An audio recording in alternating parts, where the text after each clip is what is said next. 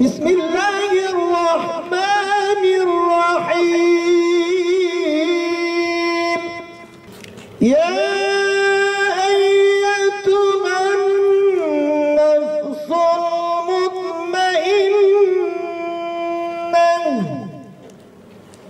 ارجعي إلى ربك راضية مرضية فادخلي في عبادي وادخلي جنتي.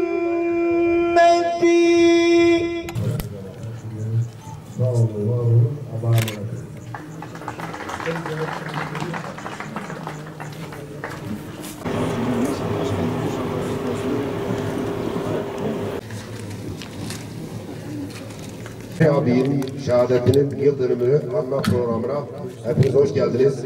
Sefalar getirdiniz. Sağ olun, var olun.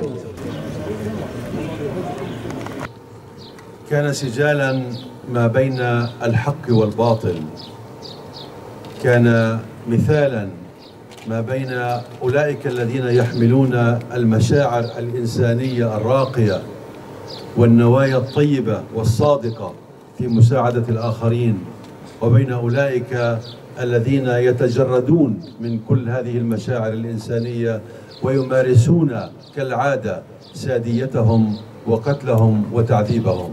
نعم، هذه هي الصورة التي كانت عليها الملحمة في المياه البحر الأبيض المتوسط قبل 12 عاما من الآن. Orada bir savaş vardı. Bu savaşın iki tarafı var.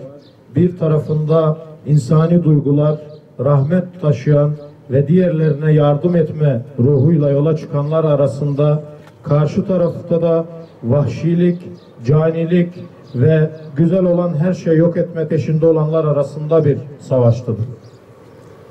نلتقي هنا اليوم في أديمان لإحياء هذه الذكرى 12 لنؤكد على أن دماءهم دماء الشهداء لن تذهب هدرا، وأنات الجرحى لن ننساها، وعذابات من تم اعتقالهم لن نغفرها.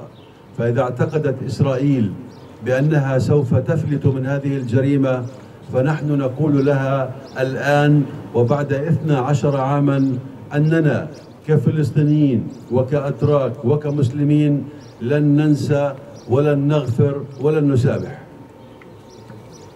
Bugün burada Mavi Marmara'nın 12. yıl dönümünde şunu söylüyoruz: şehitlerimizin kanı yerde kalmayacaktır. Yaralılarımızın yarasını saracağız ve İsrail'den hem şehitlerimiz için, hem yaralılarımız için, hem de tutsaklarımız için hesap soracağız. O gün dünya İsrail'e gereken cevabı vermediği için halen İsrail Mescid-i Aksa'da, Kudüs'te, Filistin'de bu tür cinayetlerine devam etmektedir. Kudüs'ü yaşamak bir hayattır. Kudüs ve içinde bulunan Mescid-i Aksa bizim ilk kıblemizdir. Ve ilk kıblemizin işgal altında oluşunu kaygıyla izliyoruz. Bir an önce Kudüs'ün ve Mescid-i Aksa'nın özgürlüğüne kavuşmasını ve başkenti Kudüs olan özgür bir Filistin devletinin kurulmasını arzu ediyoruz. Sadece bizim değil, elbette Türkiye'de yaşayanların, ümmeti Muhammed'in Filistin'e bakışı belli. Bu noktada el birliği, gönül birliğiyle Mescid-i Aksa'ya, Kudüs'e ve özgür bir Filistin'in ortaya çıkmasına kadar mücadelemizi bir gönüldaşlık içerisinde heyecanla sürdürmeliyiz. 2 yıl önce Mavi Marmara adıyla bir gemi yola çıktı. Yükü insanlıktı. Yükü merhametti. Yükü şefkatti. Mavi Marmara içerisinde 32 ülkeden insan vardı. Bu insanların içinde Yahudi de vardı, Hristiyan da vardı, Müslüman da vardı. Arap da vardı, Türk de vardı, Kürt de vardı. Dili, dini, rengi farklı insanlar vardı. Ama bu insanların ortak hedefi Filistin'e barış götürmekti. Mavi Marmara 12 yaşında.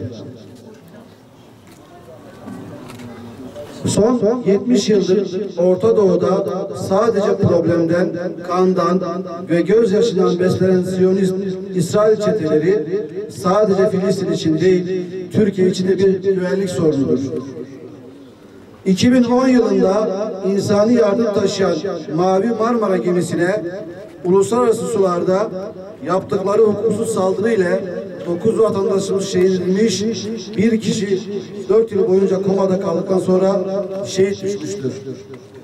56 insani yardım gönüllüsü de ağır bir şekilde yaralanmıştır. Bu saldırı sonrasında yaşanan süreçte İHA ve Mavi Marmara Derneği olarak tam 12 yıldır süren hukuk mücadelesine başladık.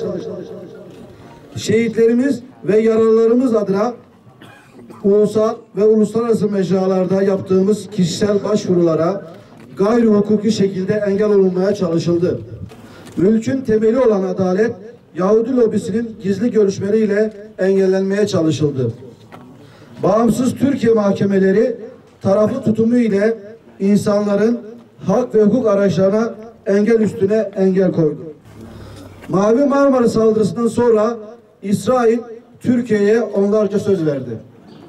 Gazze'de hala devam eden karadan ve denizden ambargonun kaldırılması, Kudüs'te bulunan Müslüman nüfusun taciz edilmesinin durdurulması,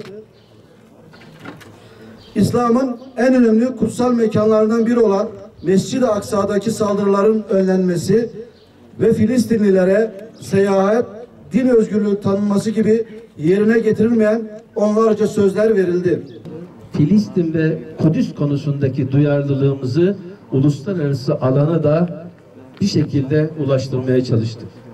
İşgalde Siyonist devletin işgalinin durdurulması, oradaki kardeşlerimize yapılan her türlü insanlık dışı muameleye karşı ve yeni yerleşim alanlarının kurulmaması için, Gazze'deki ambargonun ve izolasyonların kaldırılması için mücadelemizi bütün alanda sürdürüyoruz. Ve bütün insanlığı karşısına alarak zulümlerini devam ettirmiş olması bizleri yeni arayışlara itmesi gerekiyor. Bütün bu olup bitenlere sessiz kalamayız. Bütün bu olup bitenleri sinemize çekemeyiz. Bütün bu olup bitenlere karşı daha yüksek sesle haykırmalı ve yeni şeyler yapmalıyız.